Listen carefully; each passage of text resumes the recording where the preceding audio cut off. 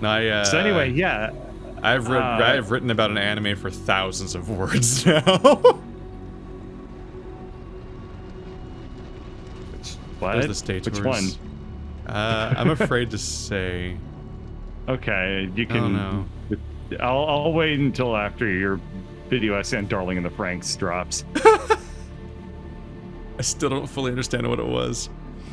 It's There fine. was a lot of what the fuck? This sounds like a nightmare going on. And then It is. And then You were right. I dumped the entire conversation out of my brain after it happened. You were good to do that. There was like a podcast where, not a podcast. It was like I turned it into like a undeleted scenes video on Patreon. I think that even, and I don't remember what was in it. But it was like Andrew was ranting about Darling in the Franxx like hard. Yeah, because that was at the end of a session. We had stopped recording, whatever, and then you just randomly got on Darling in the Franxx somehow, and yeah, and Andrew and I both went like, "Oh, dude, why that one?" And then, well, that was enough. Mm-hmm. I'm not into Darling in the Franxx. I don't know what it is really. Yeah. My entire exposure is the fact that somebody randomly suggested it as having columnar jointing in it because there's a bunch of people floating around a hologram thing of orange columns. Yep, it does indeed do that. Chad asks, is Keith outing himself as a furty? I think there was a typo in what you asked, but no. But yeah, I mean, going back to what you were saying, like, as a furty, I've always wanted to like build up that discipline to do a lot of the stuff you're talking about, where it's like I wake up and then I do this thing and I do this thing, I do this thing, and you plan out that schedule, and it's literally humanly fucking impossible to keep your day on track at like the rigidity that like you want for an ideal day, you know? Yeah. Because you could be tired, somebody could call you on the phone, and then it's like, okay, here's a 30-minute phone conversation that is now backing up everything for 30 minutes.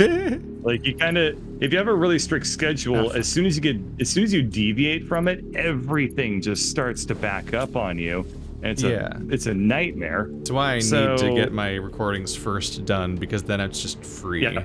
Because my at this moment, any essay stuff I do is a hobby, so it doesn't have a timeline necessarily. So the nice thing about Pomodoro timers have to do with furries, though. I'm confused. I lost the thread. It has nothing to do with furries. It has nothing to do with furries. The question was very strange, but I felt like sharing it because it's misspelled furry. Anyway, oh no! He's revealed the secret to how to get a response from him. Just misspell things that he wants to say out loud normally. Yeah. Anyway, the nice thing about using a Pomodoro timer, though, is that part of it is you also take a 30-minute break after 4 Pomodoros, and that 30-minute break works as both a really good like mental rest, but also if your schedule is falling behind, then that can become like, oh, this is only like a 15-minute break, and you can like get you shorten that up, and then you get back on track for the rest of your day. So you're building in these like rest periods for your mind and your body, alongside allowing a lot of more flexibility in your schedule than you would otherwise have. So that's kind of been my thing. I mean, I have a much finer granularity breakdown than that, but like that's I don't want to go too crazy into like what my daily tracking and scheduling work is like, because it's fairly intense. What's the problem? After putting all this work in, I just found where we're making electromagnetic rods. Nice. They're above the copper sheets. I made that second floor where all it does is make that, and I remember doing it now. We have a whole floor for them? Yeah. Boy, it's really fucking hard to find things in this game. Oh no. There they are. Fuck. That's awful. God damn, this is getting hard. All right. Ah, fuck.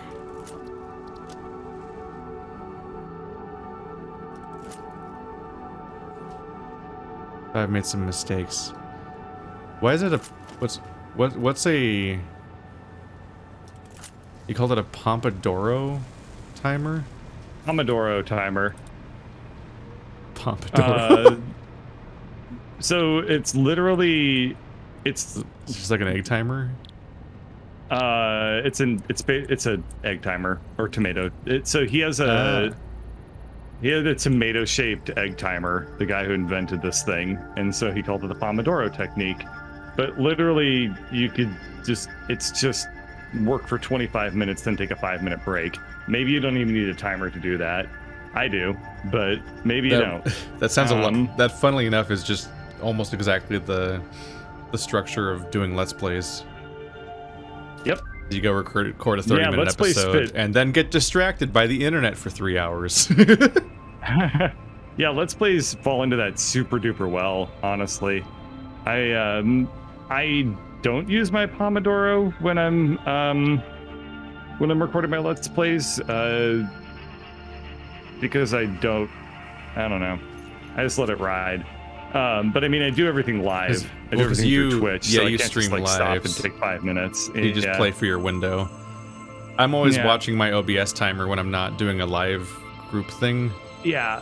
And so I try to make cuts though. Yeah. I don't take a break in the middle of my stream, but I try to find natural stopping points in about a 25 to 30 minute cadence, and then I cut the recording, even if I'm doing the whole thing in like a live session. Yeah, whereas that's my normal recording schedule. So I usually inevitably take some kind of break because I just recorded for half an hour.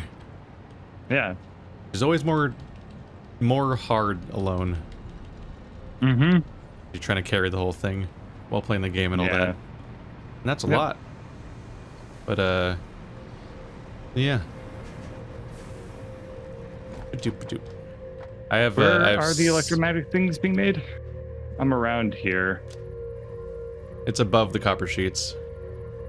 Alright, we're now researching programmable splitters, and that'll be the last thing in the entire MAM tree. Yep. Okay, yeah, here's where we're making those. I'm trying to make a geothermal thing now. Magnetic friend to lose. Okay. Not rubber again. More passive grabbies.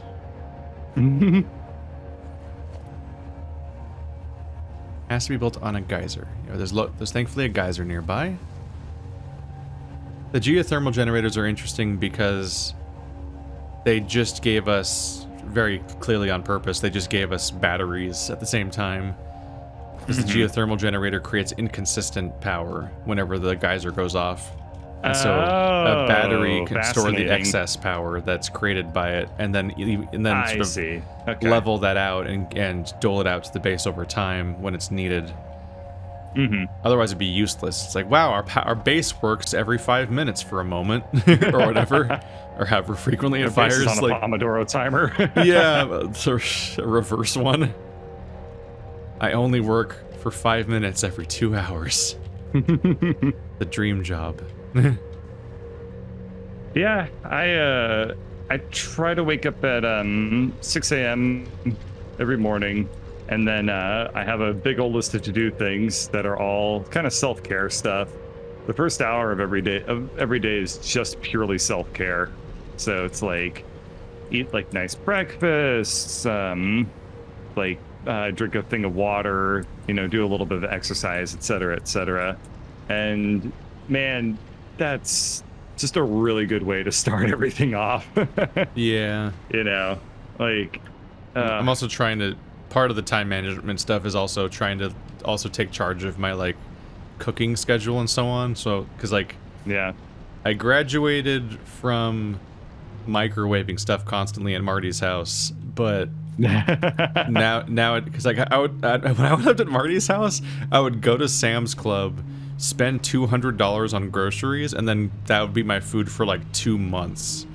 and I was just living out of like the freezer. But it was because like it was a habit that started specifically because of the fact that I was living. When it first started happening, I was doing full-time YouTube and my full-time job at the same time, and so it was just like there is no time. Just eat and then sustenance and then move on. That was when my schedule was so desperate that sometimes I would drive home during my lunch to like finish the uploading videos basically that I'd because like I would have like set that day's videos to go up, but then you had to like be there for like the thumbnails and all that because you couldn't do all that then. In that way, the most recent new uploader that finally has queuing but also lets you just set the thumbnails and everything would have been a fucking godsend back then. Nowadays you can actually queue up every video with thumbnails. Remember how when we started doing all this, you couldn't even schedule videos when we first started doing this, if you remember that. I honestly don't remember anymore. I think, man, we're like, I almost wonder if I cared about scheduling back then. Maybe. But I was shielded from some of the YouTube shenanigans in the first few years because Andrew ran the channel, so I just would show up. And he made some choices because he used to just upload 10-minute videos because that was the requirement, but he would just literally take the session and cut it every 10 minutes without checking at all. So like literally, if you look at like our old El Shaddai video and stuff or whatever the fuck, or the original Dark Souls, it would just. The videos would just end mid-sentence every 10 minutes exactly. Nice. And, wow. Oh god, radiation, what did I just do to myself? And then, what was it? There's parts of Dark Souls where I was, like, trying to research what to do or something because I was just like, I'm completely lost and I don't understand this game or where to go. And, Andrew would have wandered off, so he wouldn't be in the commentary or anything. And he also wouldn't check the video. So there's literally parts where there's like, sure hope Andrew edits this part out. And then it's just like 5 minutes of silence and me standing in the woods. Oh my god, that's amazing. It's fucking incredible. Oh, wow. But yeah, I probably... Editing's hard. God. I probably had to deal with uploading without scheduling at some point, but I do not remember it very well. Yeah, that shit has been through iterations, though. A few of them good. A few. Most of them frustrating. YouTube as a creator is the experience from the people creating the videos and uploading and managing channels is shockingly primitive. We have basically no quality of life tools as people that manage YouTube channels. And I don't know, maybe people are just conditioned to think like, oh, it's not that bad because they don't know any better, but my god, is our tooling unacceptable. It's just ridiculous what we deal with. Oh no, I think a resource well is different from a geyser. Shit. I don't know where, I just went through all this work and I don't think I know where a geyser is, so I can't build it anywhere. Fuck.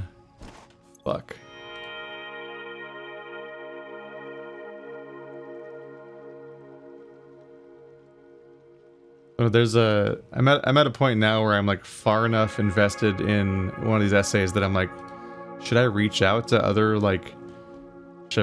video essay people and like, it's your second one. You should wait. Peer review this stuff? You should definitely wait a little bit, I think, to kind of discover your own sort of beat before.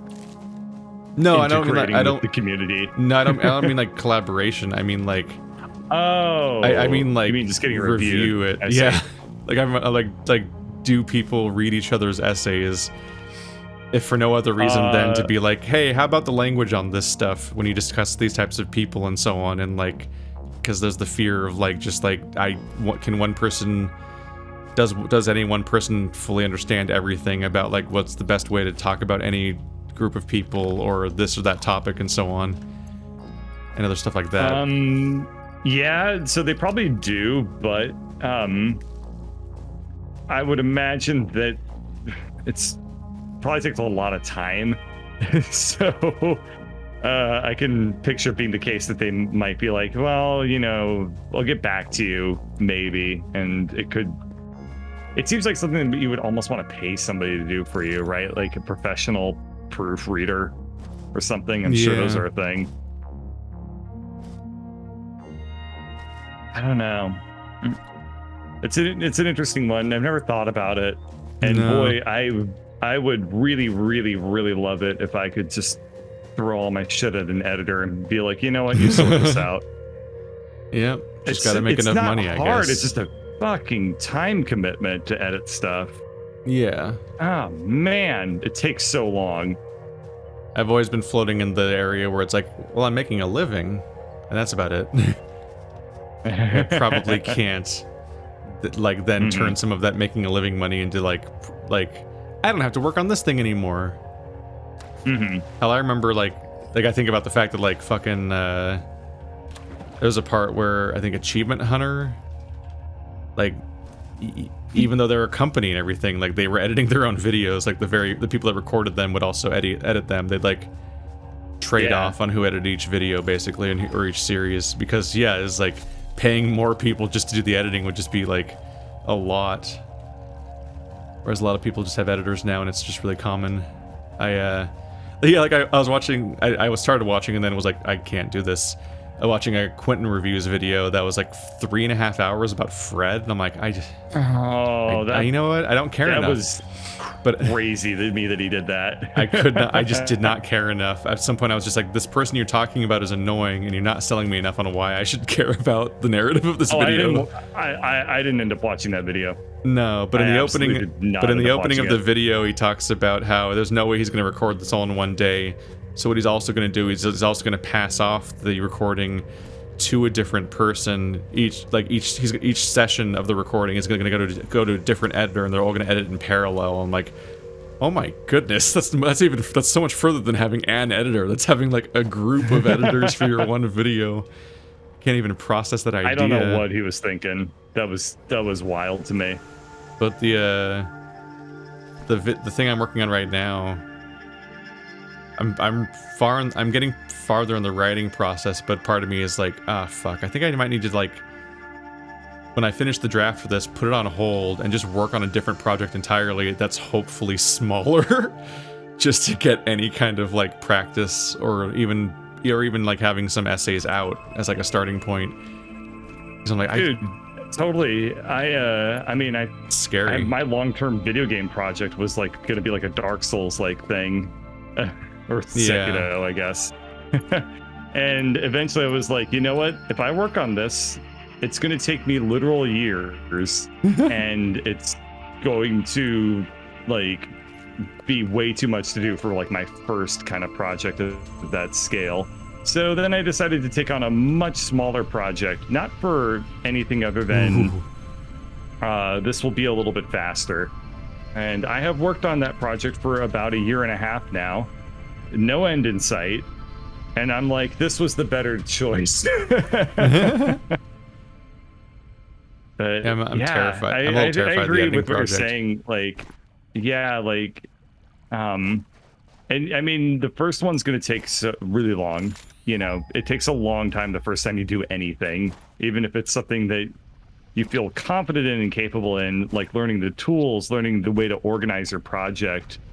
Like all that stuff takes a lot of time, and so, you know, it's probably a good idea to pace yourself a little bit when you start out, you know. Yep.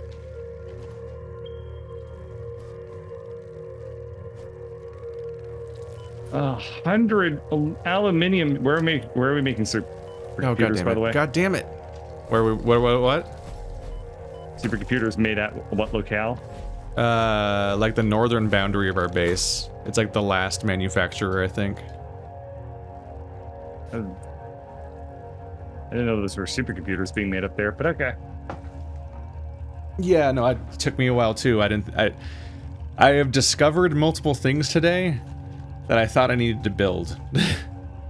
I'm such a disaster right now that there's multiple projects where I'm like, okay, where am I going to build that? And then I find the place it's being built, and I'm like, oh, okay.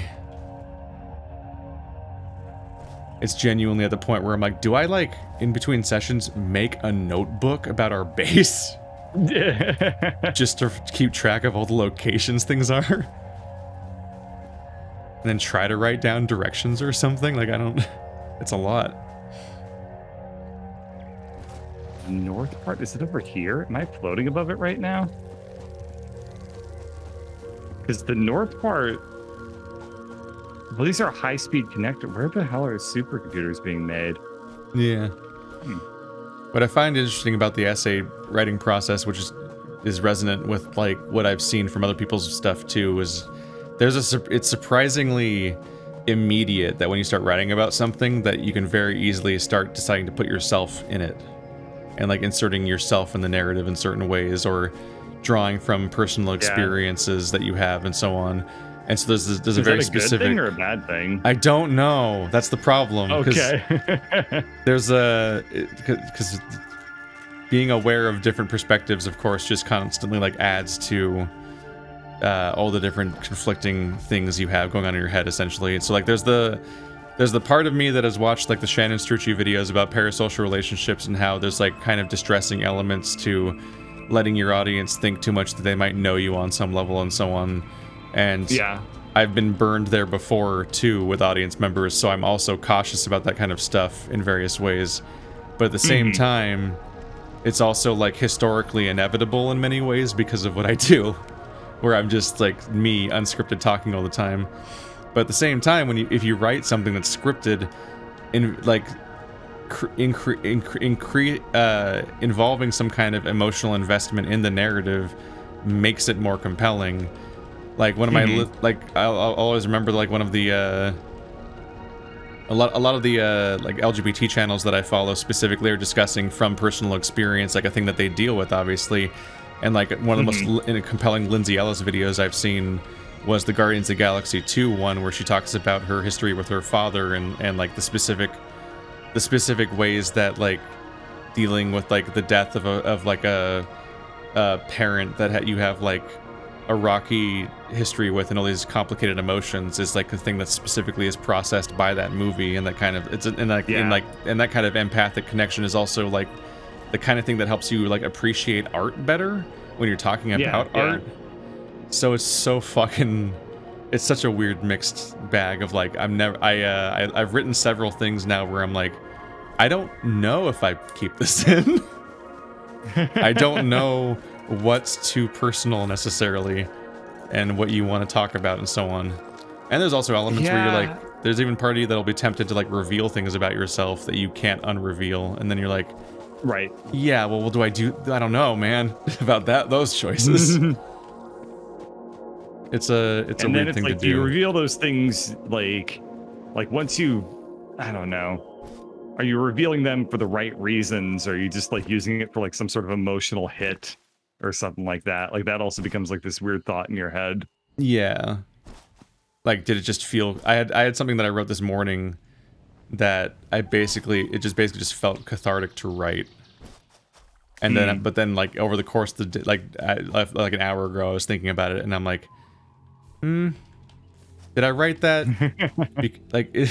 Is this a video essay or my diary? Like, am I writing this here because I have nowhere else to write this kind of stuff because I don't have that established kind of thing, and that's just where I'm processing it, or is it actually constructed to the video's like arc and so on? It's interesting. I definitely need to I definitely want to focus on a smaller project real quick, like something a little ranty and spiky or something real quick, and maybe disregard my current stuff a little bit, because some of the stuff I'm looking at is like, all right, here's me breaking down the themes of an entire like multi-arc narrative, and also going on side tangents about things that contextualize for the audience, like what is allegory and all these other aspects, and it's like, this is actually this is gonna be fucking huge. Am I ready for this? Start to think of like, okay, what sort of audience are you building? Because if it's something you're like, okay, I'm going on a tangent to define what an allegory is, it's like you're doing a video essay, not a math paper. You can leave a couple of steps out. If your audience is going to be people that are going to be familiar enough with what you're talking about, like the foundations of it. It's hard to say that's sometimes. Gonna take you a long time because it's going to also be something that falls out naturally from the videos that you do make.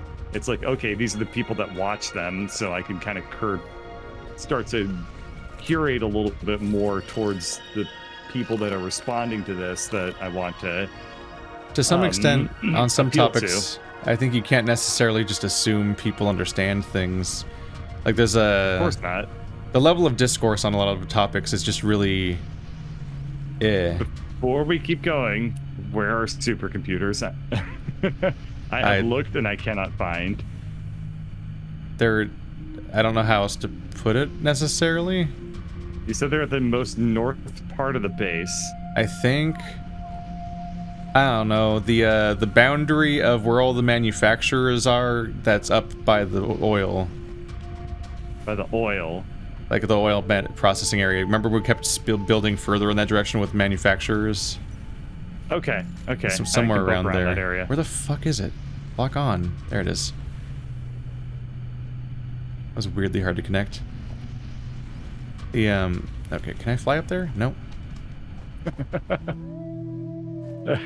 Somebody in my chat is saying, as far as parasocial experiences go, here's one for you. I was deep in nicotine withdrawal and existential dread when I saw your Return from Lockdown Hollow Knight video.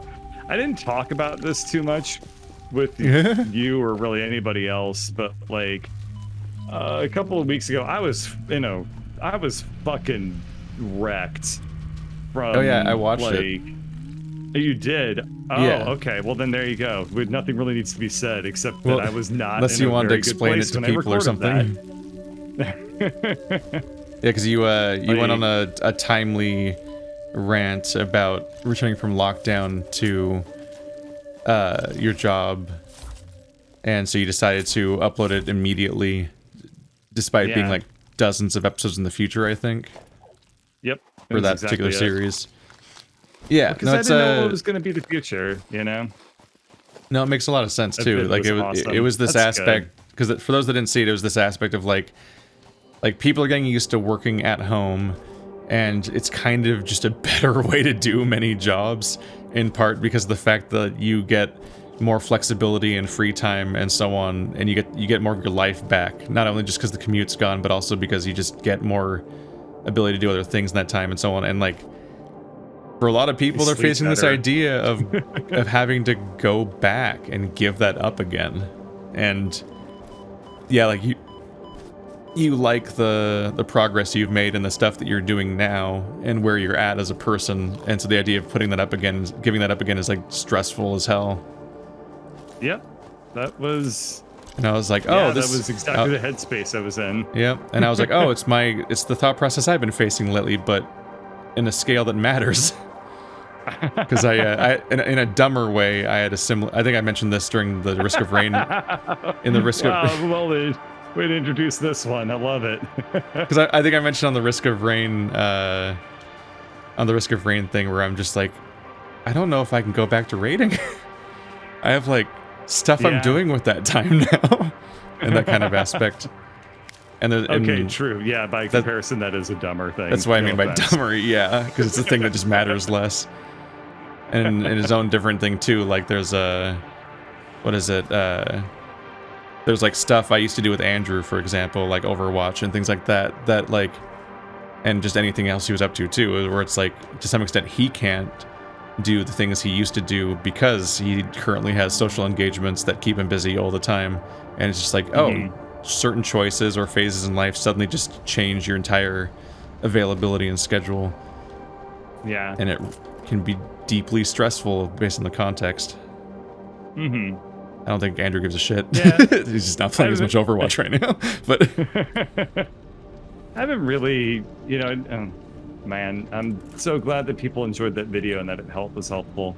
Getting people saying that now.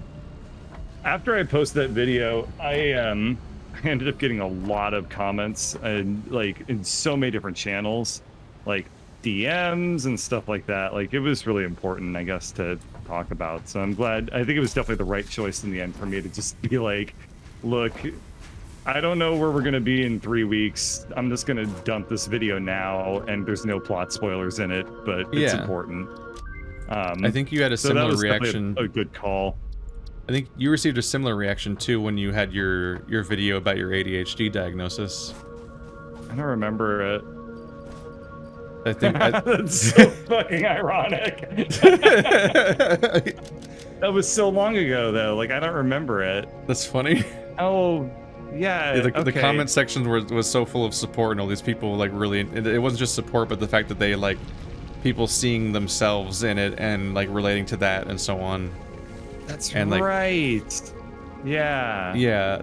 That's part of why I'm in a confusing headspace about what to include in the video I'm working on, is because of the fact that it not only doesn't involve potential elements of oversharing or whatnot on my aspect, but it's also about the idea of people. There's sections about that directly involved with not necessarily me, but people seeing themselves in media, and that being why certain elements of it are important, and why reading into having certain reads of things is really significant, and like how that helps things resonate with people more, and why it can be so important to them. And it's yeah.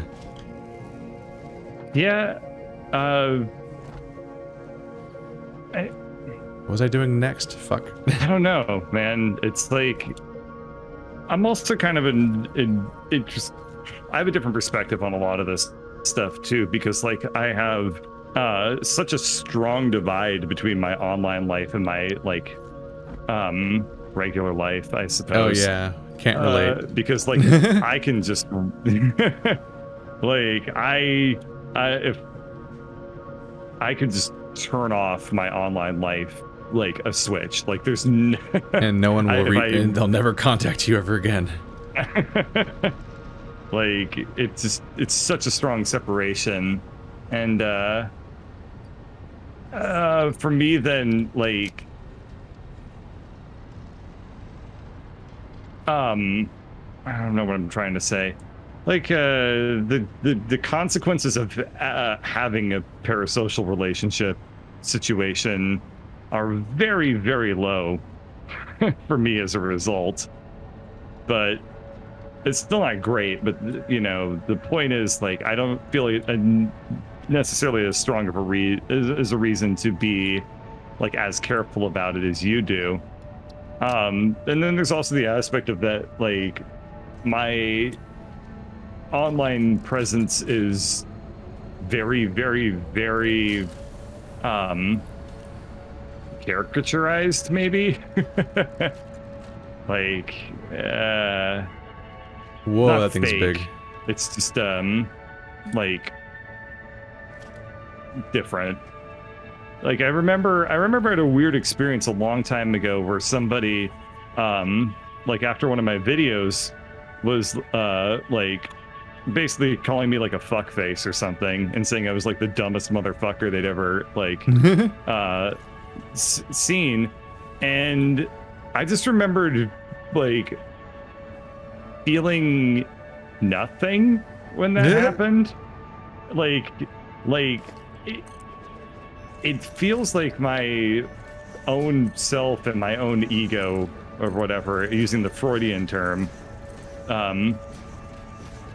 like is so separated from between online life and not, that it felt like he was insulting a different person. Yeah. It felt like I overheard or I read a message of somebody trying to insult somebody who was not me. Really weird. But that was just the way that it worked. Also, the other thing is that people are really fucking bad at insulting people in general. They're really bad at insulting me. It's just the obvious thing usually. Yeah. But like, man, I one of the it's also there's a weird element of being online where you have to, for them to actually make insults that are in any way accurate to any element of your life, you have to basically provide them the thing to insult you for. Like, because they only know about you because of you telling them about you. So they're just repeating what you said back at you, but mean, essentially.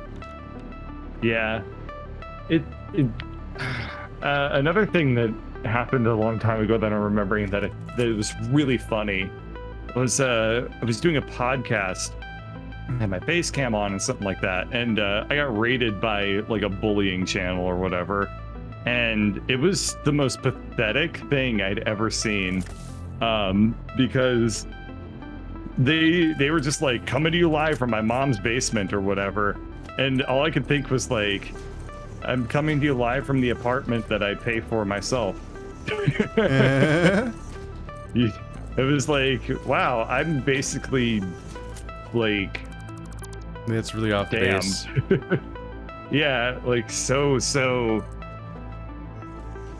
I don't know if I'm particularly easy to insult. Like I don't know. I'm easy I can be easy to annoy, but I don't think I'm easy to insult at all. I kind of backed away from appearing on camera because people would just say really mean things, and I'm just like, I don't really want to show myself anymore. I'm just giving you fuel, apparently.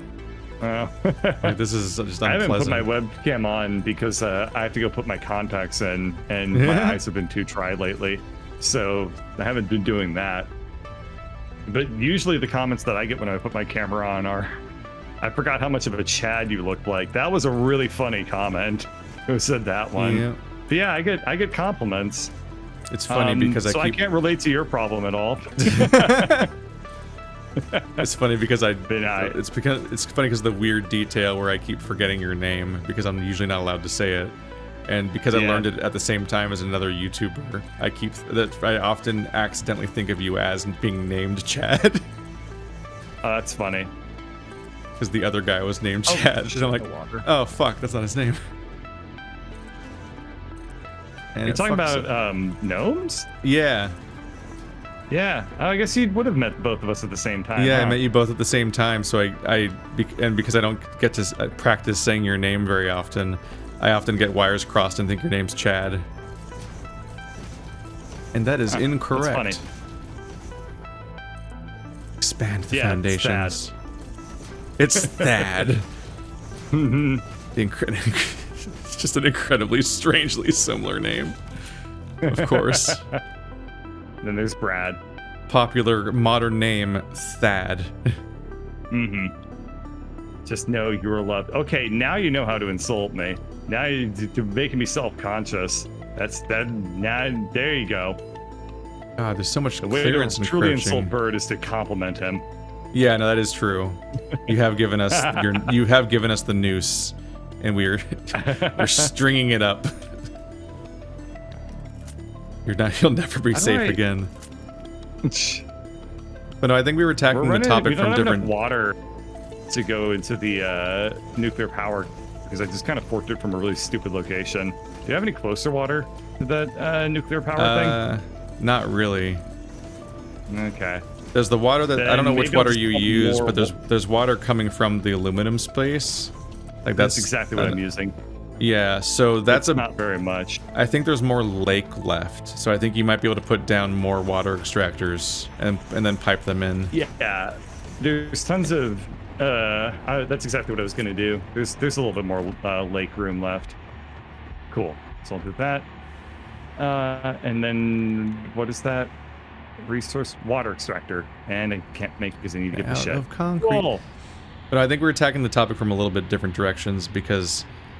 You were taking it from like the idea of like them being able to attack you or something, and I was thinking I was talking about more of the way that people, because it's a parasocial relationship, they develop like a one-sided thing with you. Yeah, true. And like, there's been like a few different manifestations over the years of that have been distressing to me.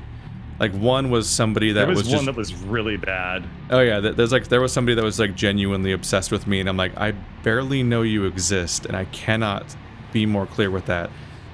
And that was sad and scary at the same time. Yeah, no, I was basically just mean to them to make them wake up about the situation, essentially, because it was a very unhealthy thing to do. And in a weird way, like, yeah, like you as a online figure, you can become like a fucking K-pop idol. Like there's a weird, you can develop this weird aspect where people just keep shouting like "I love you" at you, and like having like weird interactions, and but then also going to a next step where they like expect things of you, and I'm like, I cannot stress enough that I don't know who you are, and this is not a thing at all. And you need to and it's like they're often younger people that just have a bad grasp on things, and you just need to snap out of that stuff. Right.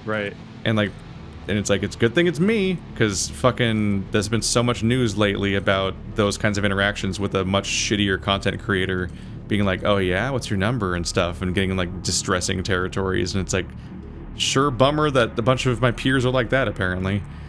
But then there's also just like I learned over the years, and I hate this, that it's like really easy to hurt people basically on accident, because if they care too much about you or build you up in some way, and you say like one rude thing at them at a stream, or even a thing that you didn't mean as rude, it was like a joke or whatever, but they took it as rude, then you can like crush them, and you'll be hearing about it on various platforms, and it's like, you don't know them personally, so there's like, but like, because you know you hurt someone, you still feel bad, and it's like this miserable thing of like, it's not what I wanted to deal with today, why'd you show up if you didn't want to be part of the show? Like, like there's just sort of interactions like that where I'm just like,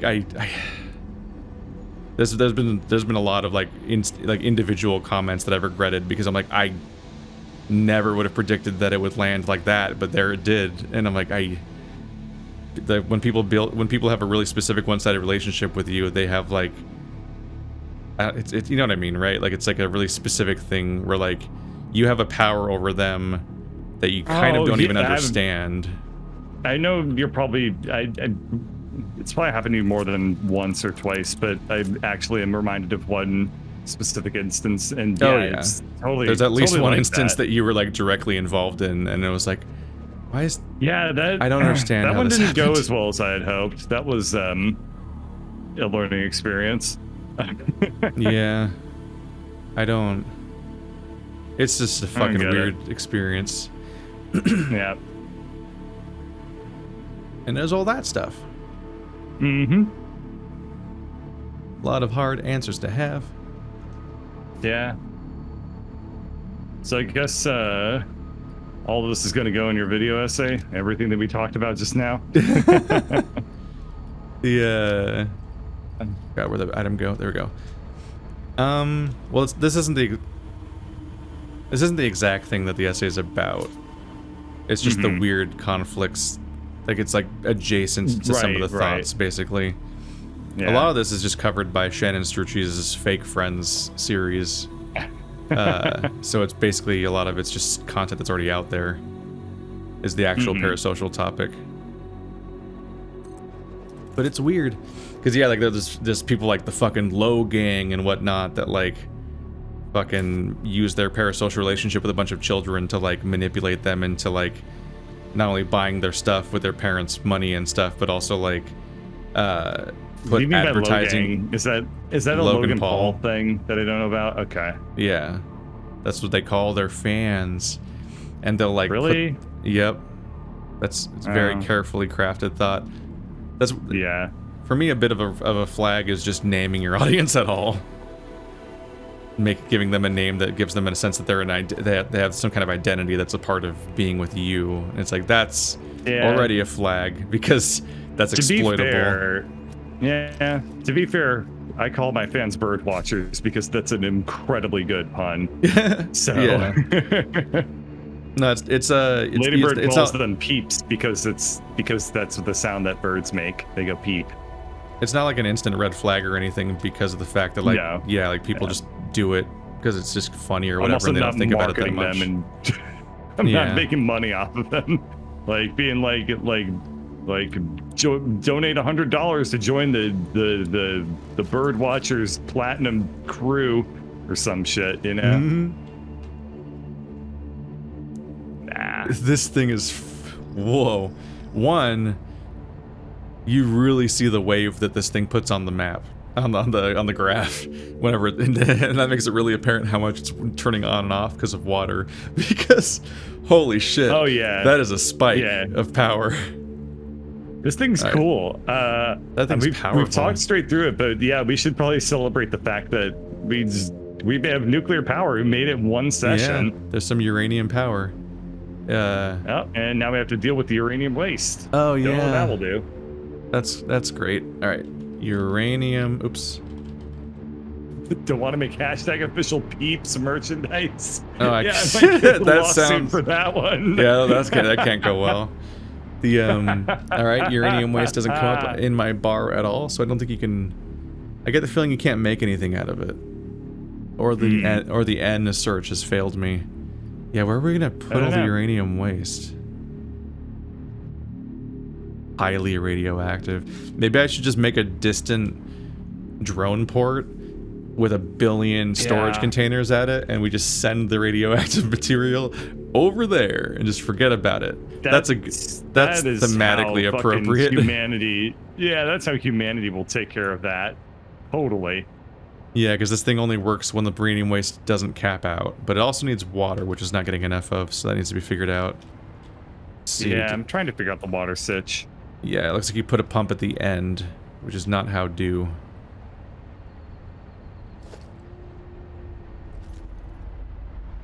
Let's see. This flow rate is... Does this thing have enough water?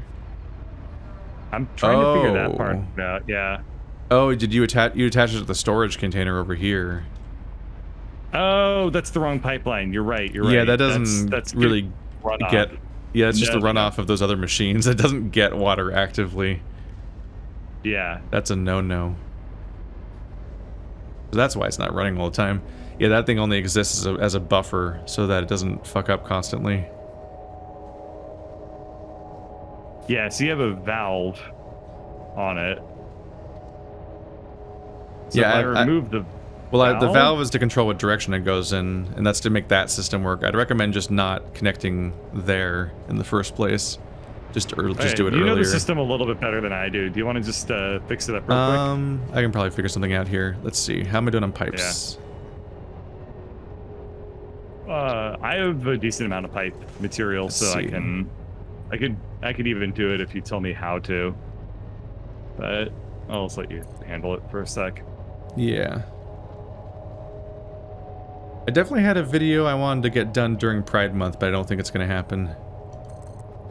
But I already commissioned artwork for it, so. Well, you can release it after. Yeah, it'll just be late. I was like, can you get this done within June? And it's like, but I think the ad result's gonna be like, well, thanks, but I didn't hit my deadline. Aw.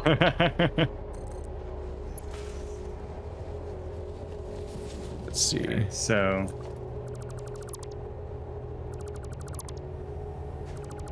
You do it there? Okay. I'll tear up some of these pipelines just to make things a little bit cleaner. Yeah, and go simpler. ahead and disconnect it all the way back up to the connection you made, because none of that pipe does anything. Let's see. So this should be connected. How's it doing? Yeah, it might still have not enough water, maybe. No, the pipe's filling up. No, this looks good. Yeah, I think this is perfect. I think the pumps can handle it, so I don't think I even need to add pumps to it. Yeah, there we go. This looks great. So we're set there. All right. So now we just need to find a place to dump uranium waste. I wonder if uranium waste can go in the thing that turns crap into coupons. Make a Yucca Mountain. Yeah, monument to humanity's. I would doubt waste. that. I'm gonna try it real quick. Fuck it. Let's see. It probably can't. I could probably hold in my inventory, I think it's right? supposed to be. No. Why maybe, not? I guess maybe if you're suit on. 'Cause it's highly radioactive. Just a little bit. A little bit won't hurt me. No, you're gonna die real fast. I've picked up uranium before on accident earlier in the series. I was like, what? Fuck. I can't find it. Okay. In big bold letters it says cannot be discarded with the trash button. Oh. I don't specifically see a message about the awesome. Oh, that's what it's called. Awesome sink. Cannot be sunk into the awesome sink. And it will clog the input. Yeah, don't do that. I hate clogged inputs. It's so annoying. That would be that would be an awesome end game use for the fucking space elevator. It's just you load uranium waste into it and just jet it off into space when you're done. Oh my god. What?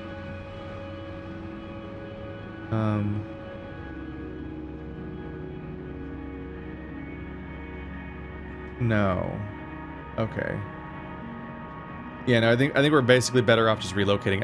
I was reading a really funny guide called the it says the Cochrane cannon, I think is what it says, where you the method for getting rid of the uranium waste is that you get rid of all of your items, put them in a box, put on a hazmat suit, fill your entire inventory with uranium waste, then jump into a hypertube cannon to just fling your corpse across the map, and now it's over there.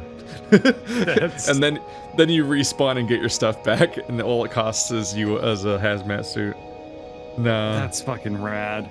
I think I most likely am gonna Alright. need to, I think I'm probably gonna have to make like an airport that takes it to some pointless location. Yeah. Just to get it away or something. Yeah, seems reasonable.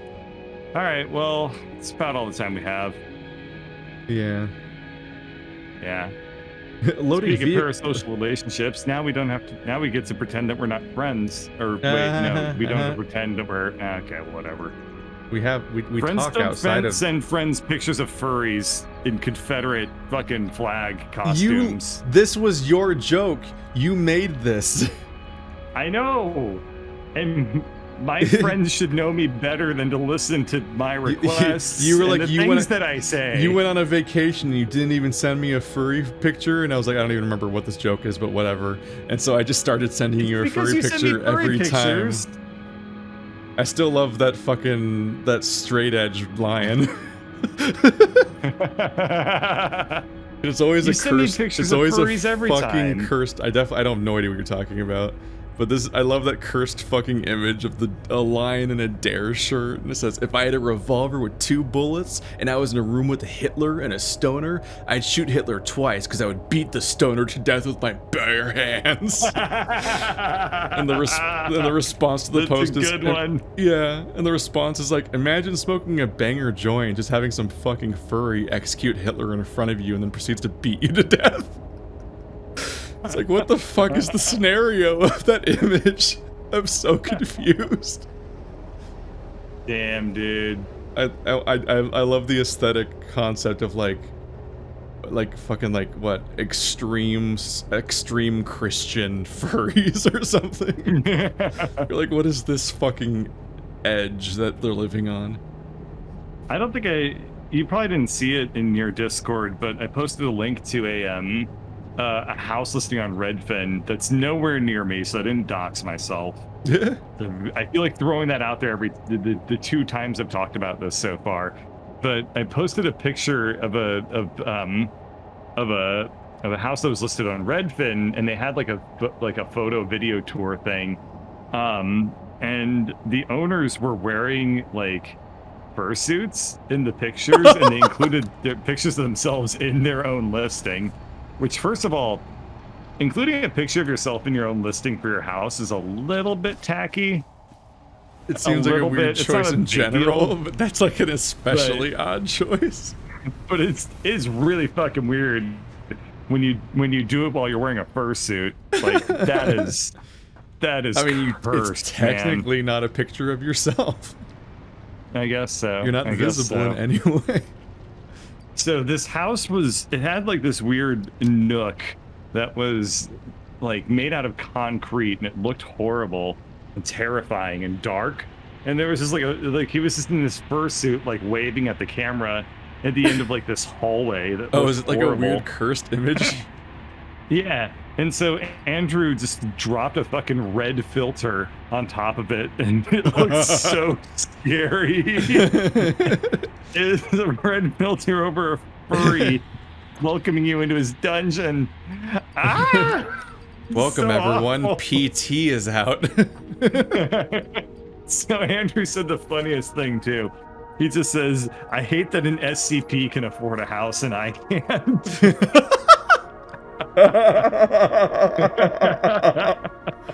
Oh my fucking god. Oh, I hate that an man. SCP can afford a house and I can't. He's a funny dude. God, I love Andrew. Alrighty. If there's He any, needs to hang out with us more. Damn. Yeah, I've been no, talking he's- in like 2 months. yeah, he's gone. You have to be on the podcast to talk to him at this point. I guess so. Yeah, that is a funny, weird realization. Is just like, oh right, the Venn diagram between like upper class people and fursuiters is a circle. Yeah. It's like It's an expensive that is an hobby. incredibly expensive thing to have. Mm-hmm. Alrighty. Well, I'll see you tomorrow. Yep. I'll see you I'm gonna tomorrow. bounce. Yep. Take care. Good night, everybody. We did it. We started the stream with there's a power problem. We ended the stream with power is no problem. Yeah, we that was good. There was an arc. It was an arc. Oh no, I misspelled And session. we got- Fuck. We were so distracted with our conversation about parasocial relationships that we finished making the power, and I didn't even go like, Keith, look, I made power or anything. I was Yeah. like, there it is. No, I was dealing with my Anyway. bullshit. Then I came back and I saw you. I looked down the canyon and I saw you just had a bunch of weird things built. I'm like, don't know what those are. Hope it's good. I focused. And I built made 2 shit particle happen. accelerators. They're connected to nothing. They just exist because I found the parts for them and put them there. I don't even know what you use particle accelerators for yet. They seem cool though. They make like a thing. Uh, It's like some kind of Alrighty, I'm enriching gonna- or resource rendering process. Blah blah blah.